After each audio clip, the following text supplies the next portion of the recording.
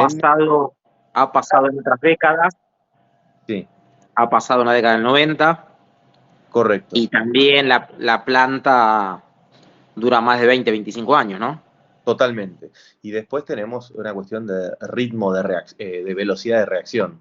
Los argentinos, y también podemos meter en la misma bolsa a los eslovenos, a los polacos, a los checos, y de los productores grandes de lúpulo, podemos meter a los españoles en esa misma bolsa, dejan de ser un país Argentina por 3 en tamaño.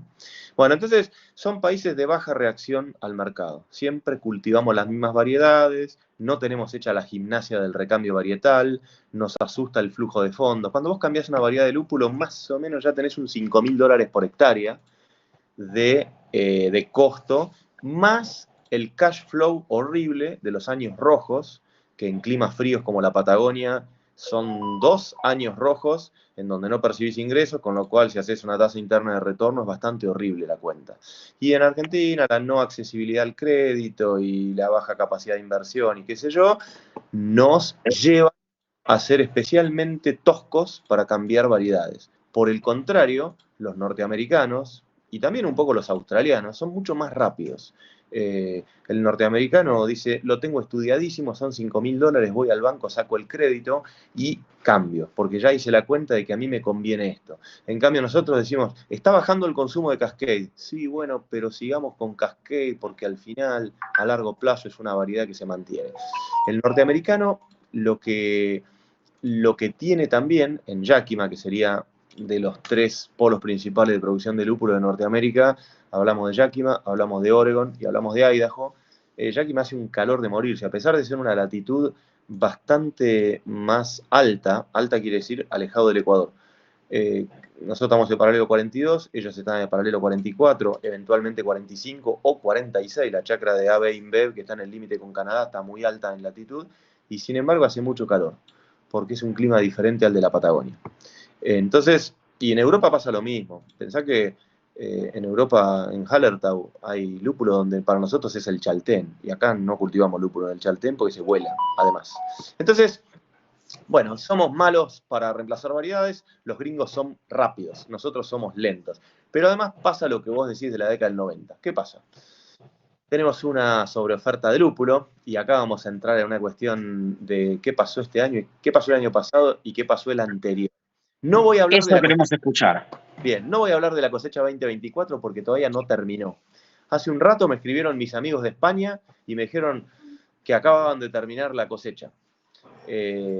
Todavía en algunos lugares de Alemania la cosecha no terminó y por supuesto no hay publicado nada de nada, solamente hay proyecciones climáticas y qué sé yo. Entonces, mi charla va a estar un año desactualizada o va a estar 11 meses desactualizada, porque además está un poco basada en el Barthas Report, que es el mejor reporte de lúpulo del mundo que existe desde hace más de 100 años, perdón, existe hace más de 150 años, solamente se interrumpió en el año 43 y 44 por la guerra. Entonces, el Barthas Report refiere a la cosecha 2023. Y ahí lo que quiero contar en forma cortita es que la cosecha 2022 fue un desastre.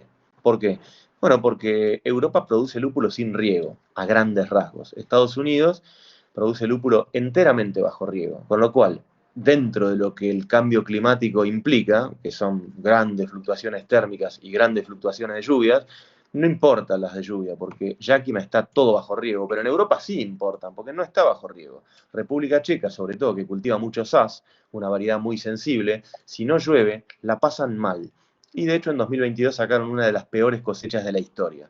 Y no porque les falte conocimiento lupulero, sino porque dependen fuertemente de la lluvia. Entonces, la cosecha del 2022 fue un desastre, y aunque ya se venía expresando la tendencia de que el mundo estaba chupando un poco menos de birra y estaba sembrando muchas hectáreas, fue tan mala la cosecha en Europa, no en toda Europa, pero en grandes partes de Europa, fue tan mala que no se generó un sobrestock. Por el contrario, la cosecha 2023 fue muy buena, fue por arriba del promedio histórico de los últimos 10 años y se generó un sobrestock, con lo cual hoy en el mundo sobra bastante lúpulo. Y ahora vamos a entrar en temas de variedades para no ser tan globales en el relato.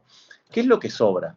Y bueno, sobra, sobre todo, sobra resina, porque Alemania primer productor europeo de lúpulo y no muy lejos del primer productor mundial, que es Estados Unidos. Para que se den una idea, Estados Unidos tiene 25.000 hectáreas plantadas, Alemania tiene 20.000 o 20.600, o sea, son los dos grandes jugadores, juntos explican el 70 y largo por ciento de la producción mundial y el 75% de las hectáreas plantadas. Pero claro, a Alemania le fue a Europa le fue muy mal en el 22, le fue muy bien en el 23, sobra resina. Porque además los rendimientos son muy altos. ¿Por qué son muy altos? Porque hay una variedad que lo explica, no todo, pero lo explica mucho, que es Hércules.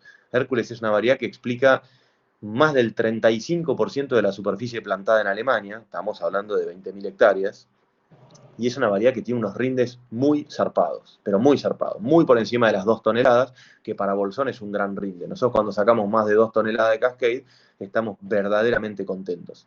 Se puede, pero no es lo normal. En Hércules es absolutamente normal, incluso 3 toneladas por hectárea. Y después hablemos de resina. Hércules produce muchas veces 16% de resina, claramente que es una variedad para extracto, y en este momento sobra resina en el mundo. Les voy a contar algunos numeritos. El mundo produce 10.000 toneladas de resina alfa, ¿sí?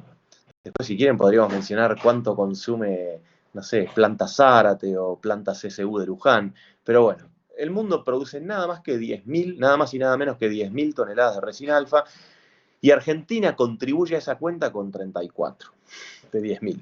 Somos chiquititos. Pero en realidad lo que más sucede acá es que Argentina no produce resina alfa. Produce lúpulos de aroma. Porque, y acá les cuento un poquitito, me paso del mundo a hablar un poco de Argentina, como para ir yendo y viniendo. ¿En qué consiste el sistema lupulero argentino? Bueno, básicamente consiste en 200 y pico de hectáreas, 200 y poco, pónganle 205, del cual el 49% es Cascade. Este año pasaron 2 números que no habían ocurrido nunca, que es que Cascade dejó de ser más del 50% de la producción, hace 3 décadas que Cascade es más del 50% de la producción y ahora es el 49% de la producción nacional. Y la segunda cosa que pasó es que por primera vez en la historia Nugget no ocupa el puesto número 2, lo ocupa Victoria. ¿Sí? Ahí can cabeza a cabeza, pero como la chacra de Fernández Oro de Quilmes cultiva bastante Victoria porque lo usan para la Patagonia Cuné y para la Fernández Zipa y para no sé cuál más, tiene bastante Victoria y nosotros los bolsoneses ya le ofrecemos al mercado artesanal más de 10 toneladas de Victoria. Antes había 2 y había que pelearse por esas 2 toneladas de Victoria y hoy hay más de 10, con lo cual hay más de 10 por parte nuestra, que somos los jugadores más grandes, lúpulos andinos, pero los otros jugadores también producen Victoria. Y nada, la queremos mucho, la demanda es buena, el aroma es más o menos parecido a algo del Nuevo Mundo, y entonces esas 3 variedades, Cascade, Nugget y Victoria, como Cascade, Victoria y Nugget, al final explican, les voy a decir el número exacto, pero al final explican el 70 y, perdón, sí, el 77%, más de 3/4 de la producción nacional están explicadas por Cascade, Victoria y Nugget, ¿está? Bueno, y cuando les dije que producíamos 34 toneladas de resina, es porque hago la cuenta, no porque nosotros produzcamos extracto. En Argentina no hay planta de extracto, no hay nada de eso. Entonces estoy llevando el Cascade a kilos de resina, qué sé yo. Bueno, nosotros no jugamos en el mundo de la resina. Y ahora hablemos del jugador más importante. ¿Qué pasa con Estados Unidos? Que al final nosotros como consumidores de lúpulo y como productores de cerveza somos mucho más inclinados hacia la IPA. Hasta que se puso caro el lúpulo, pero en general, hasta el año pasado, éramos un país mucho más inclinado hacia la IPA que hacia el equilibrio de la Pils. Y este año, también acá me gustaría interrumpir y escucharte un poco a vos, Martín. ¿Existe, en tu opinión, una tendencia hacia hacer más y mejores Pils por parte del sector artesanal? Y la Lager está a nivel nacional e internacional en pleno ascenso. Bien, nosotros vemos lo mismo Ya, desde la... ya es muy normal que una fábrica de cerveza artesanal haga una Lager. Claro, nosotros como productores o como habitantes sureños teníamos, bueno, en Bariloche siempre estuvo Bless, Bachmann y Kunzmann, que eran 3 cervecerías en donde vos te podías tomar una, bueno, y Manouche, donde vos te podías tomar 1, 2 o 3 lagers todo el año de una calidad bastante aceptable. Y después, bueno, tenías una buena Pils de Strange, de Meridiano Quinto, y puedo seguir nombrando de Beer House, y puedo seguir nombrando, y hoy, por lo que es nuestra demanda de lúpulo Spalt, etcétera, etcétera, sabemos que hay más de 75 fábricas que están haciendo una Pils rica. Así que en ese sentido, me parece que también es un estilo con menos gasto en lúpulo, claramente, y que tiene un montón de dificultades mayores. Cualquier defecto no lo vamos a tapar con lúpulo, o sea que lo vamos a tener que hacer bien o bien. Y también estamos creciendo en la variedad de levaduras disponibles, no todo es 3470 o dentro de las pocas disponibles que habían, con lo cual estamos transitando en mi opinión, una europeización continental hacia la lager. Estamos sufriendo un problema de consumo. Creo que todos tenemos la pregunta de qué está pasando con el consumo, más allá de la economía. Todos nos preguntamos qué está tomando la nueva generación, la que arranca a tomar alcohol, qué pasa con la baja afluencia de gente a los bares, más allá de la economía. Sabemos que algo está cambiando en el hábito de consumo y sabemos que dentro de esos cambios está teniendo lugar la laguerización como consumidores y el gusto por hacer algo checo muy bien hecho o incluso una light lager. Encuentro muchas light lager artesanales que seguramente tienen un costo de producción menor, también tienen una necesidad de conocimiento mayor, cualquier defecto se expresa, y eso nosotros podemos, por la demanda de lúpulos nobles, aunque muchas se hacen con Cascade, incluso muchas se hacen con un lúpulo de amargor, sin respetar una receta muy checa, con 2 lupulados, uno muy temprano y uno más o menos al medio, al minuto 30 o lo que fuera, y a veces se hacen con Magnum. Y eso no responde mucho el uso de lúpulos nobles, pero lo que vemos es que estamos saliendo un poco de la americanización lupulada, porque además, y acá me cambio de tema, ¿qué está pasando con los lúpulos importados en Argentina? Claramente no soy experto, siempre estoy bastante informado, pero porque pregunto, no porque sea algo a lo que nos dediquemos. Estamos muy entendidos de qué es lo que pasa con la producción nacional y qué es lo que pasa con esa demanda, porque al final son nuestras bodegas de lúpulo, pero para saber qué es lo que pasa con el mundo del lúpulo importado, nosotros somos grandes comercializadores de lúpulo, pero no somos importadores, entonces en general lo que puedo contar ahora es por la interacción con colegas. Y cuando digo colegas, voy a decir una gama de actores, entre los que podemos decir comercializadores de lúpulo, por ejemplo. Entonces acá voy a citar algunas cosas que me compartió generosamente Peco y algún otro importador, distribuidor. ¿Y qué es lo que está pasando? Lo que está pasando es que está costando conseguir cosechas nuevas. ¿Y por qué está costando? Bueno, una de las razones es las trabas a la importación que reinaron en el país, especialmente durante una parte importante del año pasado y los principios del 2024. Ahora está un poco más normalizado y tengo la certeza de que ya no son las mismas trabas que antes, todo está un poco más ágil. Pero el mundo del lúpulo se mueve por contratos y las grandes lupuleras, estoy hablando concretamente de Hofsteiner, de Bart Haas, y podemos mencionar a Yakima Chief y alguna que otra más. Bueno, HBG no es tan importante en Argentina.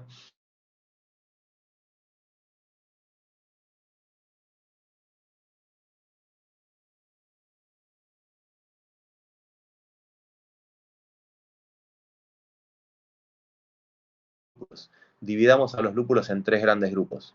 Lúpulos de amargor, que es algo que prácticamente no se produce en Argentina, entonces por eso la gente usa CTZ, Magnum, Apollo, Pato y varios más, pero principalmente la gente da amargor con eso. Después está el grupo de los arbóricos de precio. Sí, alguien interrumpió, ¿no?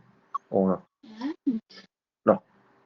Bueno, después está el grupo de los lúpulos de variedades que son novedosas para lo que se produce en Argentina, pero que son variedades ya más tradicionales y bastante más accesibles en precio. Hablamos de Willamette, de Chinook, de Cascade de origen norteamericano, de Centennial. Podemos meter en ese grupo amarillo, o no, pero sí. Y después tenemos el grupo de los fantásticos, que así lo llamamos en varias charlas de una manera un poco vulgar, y ahí metemos a Simcoe, a Mosaic, a Citra, a Sabro, a los australianos, algunos neozelandeses, y todos son de alto precio. Tan alto precio que hasta hace poco llegaron a valer más de $100 masiva. Hoy no creo que nadie gasta ese dinero en un kilo de lúpulo, pero todavía hay algunos que se consiguen a más de $50 masiva, que es algo un poco oneroso. Perdón, interrumpa. Gracias. Cuando decís $100, ¿te referís en Argentina? Sí, estoy hablando todo el tiempo del mercado Está argentino. bien. Igualmente sucedió en otros productos de la economía argentina. O sea, Sí, me parece que también estoy mezclando temas porque me estoy refiriendo a un dólar atrasado de cuando quedó clavado en 365 mangos durante mucho tiempo. Bueno, no importa. Pero la cosa es que esos lúpulos que le llamamos los fantásticos o los que ocupan la góndola de las niñas bonitas y que cuesta mucho conseguirlos o que cuesta mucho pagarlos más que nada.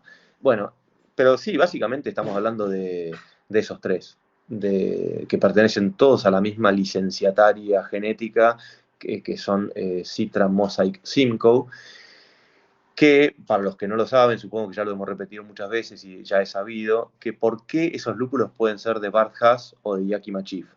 Porque ambas empresas son dueñas de la empresa de genética que desarrolló la variedad. No así Steiner, que juega en un bando aparte, por eso Steiner tiene Bravo, por eso Steiner tiene Eureka, por eso tiene ¿cómo se llama? Sultana, que antes se llamaba Denali, y así podemos seguir nombrando. Lemon Drop, que un poco pasó de moda y no prosperó tanto, pero bueno, y ahora va a sacar algunas cositas interesantes Hofsteiner, pero siempre va a estar esa pica entre las variedades fantásticas de los dos gigantes, Bart Haas, YCH, y Hofsteiner no comparte nada del licenciamiento genético. Bueno, esas variedades que muchas veces le llamamos las fantásticas, nadie tiene duda de que Citra es bueno y caro, lo mismo Mosaic, lo mismo Sabro, a mí particularmente me encanta, tiene notas bastante únicas, y en la misma bolsa metemos a Simcoe, que genéticamente es la mamá de Mosaic, y es buenísima, aunque no es muy moderno, una variedad de 2002, ya tiene más de 20 años y sigue siendo grandiosa. Bueno,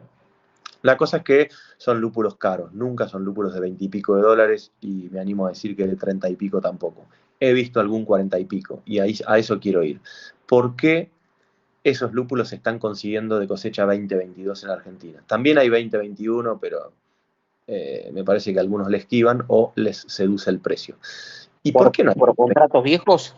Por contratos viejos, porque algunos importadores argentinos, tampoco es que son tantos jugadores, pero son 5 que dominan bastante el 90% del lúpulo que ingresa, ¿sí?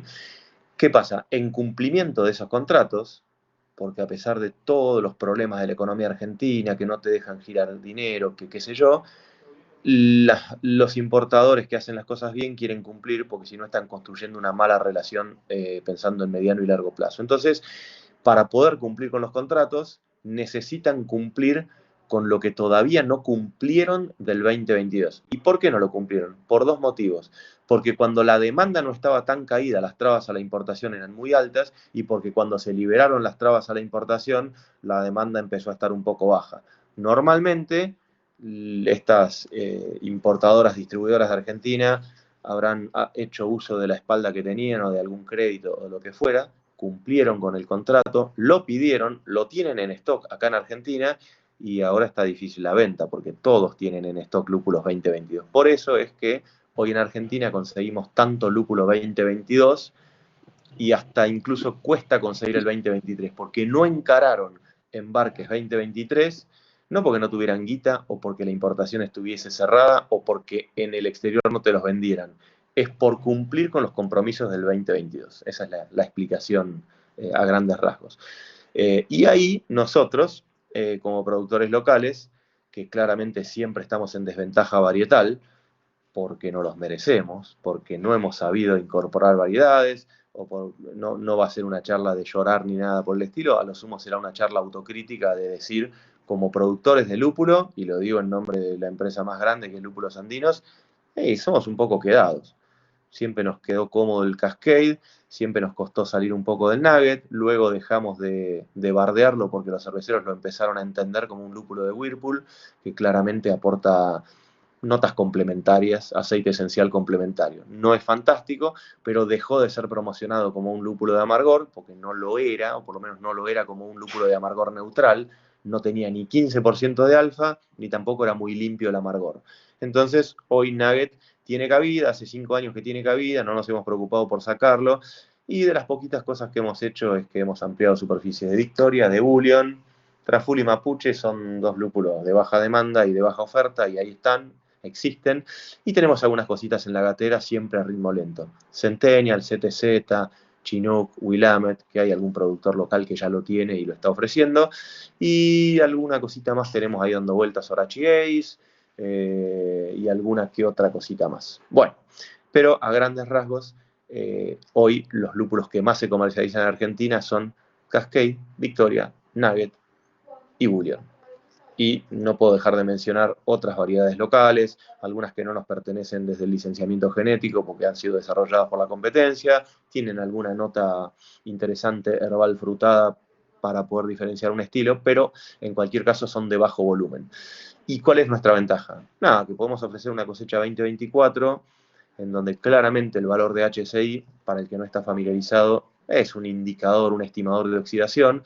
Cuando ese valor está abajo de 0,3, refiere a algo muy fresco, y es muy, pero muy difícil encontrar un lúpulo importado con menos de 0,3. No obstante, la calidad es tan alta y los lúpulos son tan buenos que aunque uno consiga un Citra de 0,35 de HCI, bienvenido sea, palo y a la bolsa. Sí me interesa destacar que los lúpulos de cosecha 2024 que se consiguen de producción nacional, porque de producción internacional, perdón, de producción del hemisferio norte todavía no existen, no creo que exista 1 kilo de lúpulo 2024 peletizado, embalado y listo para comercializar. Eso va a ocurrir recién en diciembre, y dudo mucho que lleguen a la Argentina hasta el año que viene, porque estamos todavía con el 2022 y sobrante del 2021, pero en ese punto tenemos una pequeña ventaja. Tenemos lúpulos de variedades un poco conocidas, aburridas, con un precio, qué sé yo, competitivo. No puedo, lo único que puedo hacer es comparar, decir que nosotros ofrecemos lúpulos de 20 y pico de dólares, y no quiere decir que no los haya importados, pero bueno, estos son lúpulos 2024, están teniendo buena demanda. Igual me interesa sincerar que la demanda, como principales proveedores de lúpulo nacional del mercado, nuestra demanda está caída. Y además, ¿Qué tanto caída, Hernán? Un tercio. Básicamente estamos vendiendo, si comparo mayo contra mayo, junio contra junio, julio contra julio, estamos al 64% mayo contra mayo, al 66% junio contra junio. Estamos hablando de meses bajos, ¿no? Y te hago una pregunta, Sí. Metiéndome en tu economía. Sí. Esa baja, sí. ¿se la pueden colocar en las industriales? Sí, y lo único que te cambia es el tiempo verbal, porque la decisión la tenemos que tomar con anticipación. Porque nosotros tenemos 2 mercados de industria, Quilmes y CSU. Uno grande y uno chico. Uno que realmente nos explica nuestra existencia, que es Quilmes, y uno que incluso tiene años donde por ahí no le vendemos, depende si se estoquean más para hacer la Imperial IPA o no. A veces la Grolsch lo usan lúpulo importado. No lo tengo tan claro. Sí tengo claro de que Planta Santa Fe usa nuestro Cascade, pero no tengo muy claro el volumen. Estamos en muy buenas relaciones con CSU. De hecho, estoy en este momento en Buenos Aires y ayer estuve en Luján en Planta CSU. Y estamos por hacer algún contrato lindo de varias toneladas, pero nunca tantas como con Quilmes. Nosotros a Quilmes todos los años le proveemos muchas decenas de toneladas. No llegamos a 100 toneladas, pero es nuestro principal cliente, sobre todo de Cascade y Nugget. Sobre todo no, exclusivamente de Cascade y Nugget. Y claramente es un precio de mercado un poco más ajustado en el margen que podemos sacar respecto a nuestro costo de producción, ¿sí? Son valores un poco privados de la empresa, pero también puedo contar que Quilmes tiene su planta de peletizado en Fernández Oro, nos compra lúpulo en flor recién enfardado, no quiere que le entreguemos peletizado, ni embalado, ni nada de eso, todo eso lo hacen ellos, con lo cual ellos compran lúpulo en flor, sin grado de diferenciación, sí con trazabilidad, pero sobre todo por residuos de pesticidas y por materiales extraños o cosas que puedan aparecer. No son muy extraños tampoco, ¿no? Pero hablamos de tallos, hojas. Exacto. Te compran el fardo. Me compran el fardo, cosa que vos sabés bien de tu época pasada, y en eso no ha cambiado. Están un poco más estrictos en trazabilidad, numeración y todas cuestiones inherentes a que si apareciera un problema, y les voy a contar que aparecen problemas, porque cada tanto, adentro de un fardo, aparece una pieza metálica. ¿Qué son?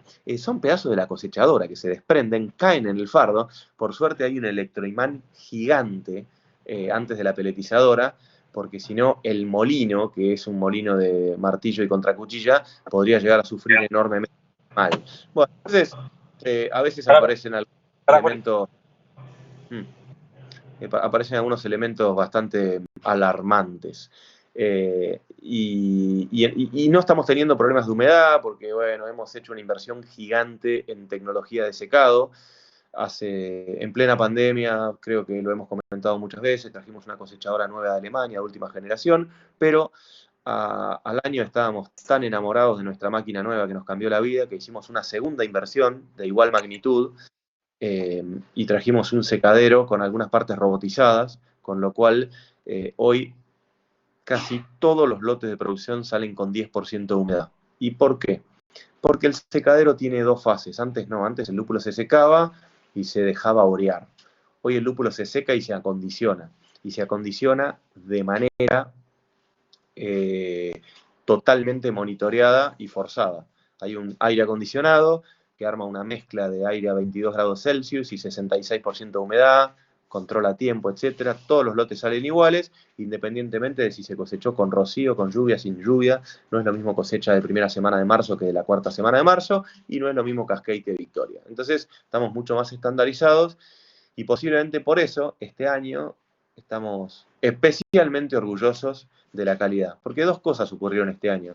Hay mucho lote con valores de laboratorio sobresalientes, lote de Cascade de 10% de alfa, juro que no tiene mezcla con otra variedad, todos los HSI cercanos a 0,25, pero además no hay lotes malos, no hay un lote que vos digas, bueno, este lo venderemos al final, quedó en 0,35 de HSI. No hay, quedó todo muy parejo.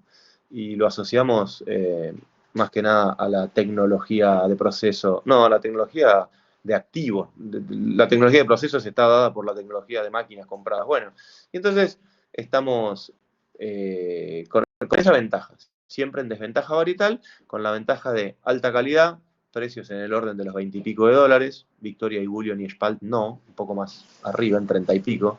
Bullion y Spalt son dos variedades difíciles de producir, jamás rinden 2.000 kilos por hectárea. Bueno, y entonces tenemos esa ventaja de cosecha nueva, buena calidad y un precio más argento.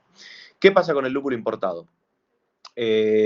La demanda de Citra, Mosaic y Simcoe, que siguen siendo las tres variedades más plantadas en Estados Unidos, así como les dije que en Alemania la variedad más plantada es Hércules. Alemania es un país muy resina, Hércules Magnum, y muy tradicional. Perle, Hallertau Mittelfrüh, Spalt Select, que básicamente es un Spalt con un poquito más de rendimiento agronómico, y Hallertau Tradition, que básicamente es un Hallertau con un poquito más de rendimiento agronómico. Después hay un montón de otras cosas, pero no explican volumen. Podemos mencionar Jubel Melo, Mandarina Bavaria, Ariana, Calista, etcétera, etcétera, pero el gran volumen de Alemania está explicado por Hércules, Magnum, los Hallertau, el Mittelfrüh y el Tradition, y Spalt o Tettnang o esas cosas. Eso explica gran parte de Alemania, les podría decir la cuenta exacta, pero creo que es el 80 y pico %. Estados Unidos está en gran medida explicado por Citra, Mosaic, Cascade, CTZ, Simcoe. Esas 5 variedades explican muchísimas toneladas de Estados Unidos. El orden de las variedades en superficie implantada creo que es Citra, Mosaic, CTZ, y el orden en el ranking por volumen producido creo que es CTZ, Simcoe, Mosaic, pero es todo lo mismo. O sea, no importa, siguen siendo el top 3. ¿Y qué es lo que pasó en Alemania? Bueno, los alemanes son muy conservadores, estaban en 20.600 hectáreas en 2022 y en 2023 están igual, están en 20.500 o 20.400. Nuestros amigos del continente, pero de la otra punta del continente, los que tienen alta capacidad de reacción y gran acceso al crédito, bajaron drásticamente la cantidad de hectáreas y lo van a seguir haciendo. Es decir, tenían 26.000 hectáreas de lúpulo y así de un viaje bajaron 3.000 hectáreas. A nosotros nos parecen números enormes porque nosotros que nos hacemos los lupuleros tenemos 205 hectáreas. Entonces que un país de un año a otro Y no porque las chacras pertenezcan a grupos multinacionales, con inversores que en una reunión de directorio ponen pulgar abajo. Son 66 productores de lúpulo, todos grandes, y toman decisiones como grandes empresarios. Alguno dijo cultivo 100 menos de Citra, el otro 200 menos de Simcoe. Bueno, de un año a otro bajaron casi 3.000 hectáreas de lúpulo. Entonces los norteamericanos ya se están ayornando a un escenario de mucho sobrestock. Pero quiero hacer hincapié en esto, el sobrestock de lúpulo es alarmante. A Europa le sobra resina y a Europa le pasa otro problema, y es que la normativa de pesticidas es absolutamente rigurosa, entonces lúpulos que tenían producidos ahora no los pueden comercializar, porque cambió la normativa y algunas trazas, pero ni siquiera de metales pesados, algunas trazas de algunos pesticidas de uso histórico para controlar tal o cual insecto, no se permite más. Y una lupulera como Steiner dice, ok, pero yo tengo la bodega llena de este lúpulo, no se permite más. Bueno, pero lo que es cosecha 22 lo puedo comercializar, no. Entonces claramente van a tener que salir a buscar algún mercado marginal. Imagino que ninguno de los que está escuchando se imagina dónde van a ir a parar esos lúpulos, ¿no? Pero bueno, a Europa no, van a ir a otros lugares un poco más periféricos. Y no tengo claro si los van a hacer extracto o no. Y ahora hablemos de eso que me preguntaste al principio de la charla. ¿Qué se viene en el mundo del lúpulo? Además de las variedades y además del sobrestock. Y un poco lo que se viene son los productos especiales, sin entrar en productos tan avanzados como el Tetra Hop, el Iso Hop y cosas que más que nada usa la industria. La realidad es que el PLT45 con más o menos marketing, con más nombre de crío o no crío, y algunos productos avanzados como el Salvo que sacó Hofsteiner o como algunos aceites y algunas cuestiones que son más del lado de Hass o de YCH, es un poco lo que se viene. Sobre todo, volviendo al mundo de las superlupuladas. La gente quiere menos materia vegetal, la gente quiere menos astringencia, queremos un poco más de impacto frutal, sin adiciones tan grandes, y después entramos en cuestiones de logística. Queremos transportar más lúpulo a lo largo del mundo con menos cajas, menos kilos, menos costo de flete. Entonces, los lúpulos concentrados, es decir, no los pellets T90, lentamente van avanzando. No creo que se vayan a extinguir los pellets T90, que son los más conocidos de los que producimos en Argentina, pero está creciendo fuertemente por lo que dicen las estadísticas, pero porque además lo veo en las fábricas. Hoy en día el lúpulo está carísimo y la gente sigue comprando un crío Mosaic o un crío Simcoe, porque es una herramienta maravillosa, aunque me cueste mencionarlo porque no lo producimos, porque compite contra nuestro mercado, porque tiene mucha más elegibilidad que nuestro Victoria, del cual estamos muy orgullosos. Así que, ¿qué se viene en el mundo? De alguna manera se viene un poco más el uso de lupulina concentrada bajo el formato que sea. Haceme alguna preguntita, Martín, algo en particular que... No, si querés tirar, aprovecho y tirar el chivo de marzo del año que viene. Gracias. Bueno, les cuento una novedad. Estamos en crisis como sector y algo que está en crisis son los eventos. Y algo que pasa este año, para los que quisieron ir a esquiar a la Patagonia, más de uno se habrá horrorizado, las tarifas no estuvieron muy amigables y encima los cerveceros, no sé si es que no nos pusimos de acuerdo o se alinearon todos los planetas y se juntaron un montón de eventos patagónicos. Ahora tenemos la Copa Patagónica, que este año toca en Viedma, también tenemos el Somos Cerveceros en la Patagonia. Para los fanáticos de la levadura, sabemos que el IWOBI, que es un evento muy CONICET, porque es de origen CONICET, que organizado sobre todo por el instituto que dirige Diego Lipkin, el International Workshop in Beer and Yeast, el IWOBI, que como buen evento se hace un año sí, un año no. Es un congreso bastante ñoño, bastante CONICET, pero bastante aplicado, porque además está acompañado de cursos de contaminación y todas cuestiones muy dirigidas al cervecero, normalmente en los días previos al evento. Bueno, este año tocaba IWOBI en noviembre, o sea, 3 eventos birreros en la Patagonia en noviembre. No suena muy lógico. Si bien son diferentes, porque el público de un Somos Cerveceros puede no ser el público de un evento CONICET, al final todo es birra, y todo es en la Patagonia. Entonces, y también tocaba Congreso de Lúpulo. Al inicio de 2024 fue la primera vez no, perdón, fue la segunda vez que no hicimos el Congreso de Lúpulo, no lo hicimos en el 2021, obviamente por la pandemia. En el 2020 sí lo hicimos porque justo tocó antes de que nos encerraran a todos, pero en el 2021 no hubo Congreso de Lúpulo, en el 2022 sí, en el 23 sí, y en el 24 no hubo. Y nos pusimos a pensar, digo nos pusimos a pensar porque hoy el Congreso de Lúpulo es un equipo de trabajo muy lindo y muy grande.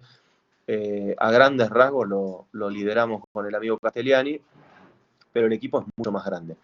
Y entonces nos pusimos a pensar que en medio de la crisis y la malaria y la incertidumbre era mejor no hacerlo, pero además nos pusimos a pensar que era mejor pasar al esquema de un año sí, un año no, como tantos eventos lindos. Y sucedió que el IPATEC nos pidió una reunión como organizadores del Congreso de Lúpulo y nos propuso hacer un evento conjunto. Después de pensar mucho, debatir, discutir y aunar criterios, decidimos aceptar la propuesta. Así que este año el Congreso de Lúpulo y el IWOBI son el mismo evento, es decir, son conjuntos. Se llama Congreso de Lúpulo IWOBI y para explicarlo muy rápido, el IWOBI se adaptó a nuestra fecha y el Congreso de Lúpulo se adaptó a la locación del IWOBI. O sea, es en Bariloche y es en marzo.